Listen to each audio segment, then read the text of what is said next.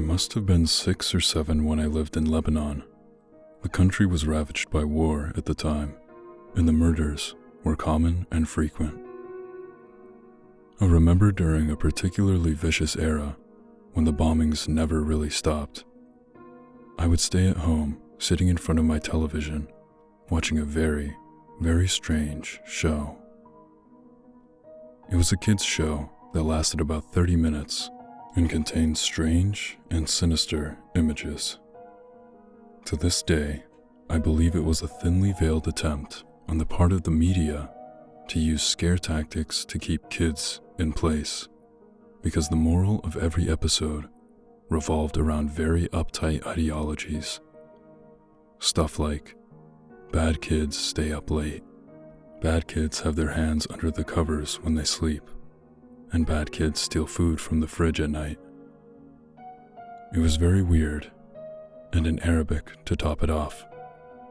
I didn't understand much of it, but for the most part, the images were very graphic and comprehensive. The thing that stuck with me the most, however, was the closing scene. It remained much the same in every episode. The camera would zoom in on an old, rusted, closed door. As it got closer to the door, strange and sometimes even agonizing screams would become more audible. It was extremely frightening, especially for children's programming. Then, a text would appear on the screen in Arabic reading, "That's where bad kids go." Eventually, both the image and the sound would fade out, and that would be the end of the episode. About 15 or 16 years later, I became a journalistic photographer. That show had been in my mind all my life, popping up in my thoughts sporadically. Eventually, I'd had enough and decided to do some research. I finally managed to uncover the location of the studio where much of that channel's programming had been recorded.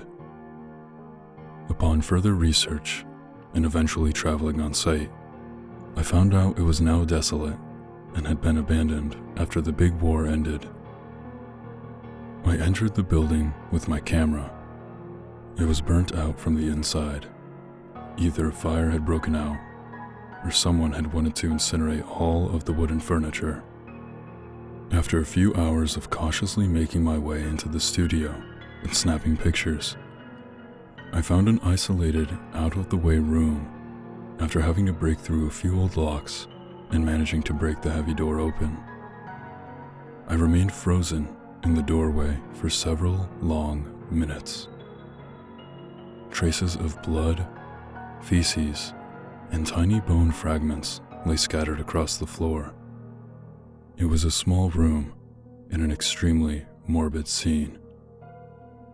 What truly frightened me, though, what made me turn away and never want to come back, was the bolted, caged microphone hanging from the ceiling in the middle of the room.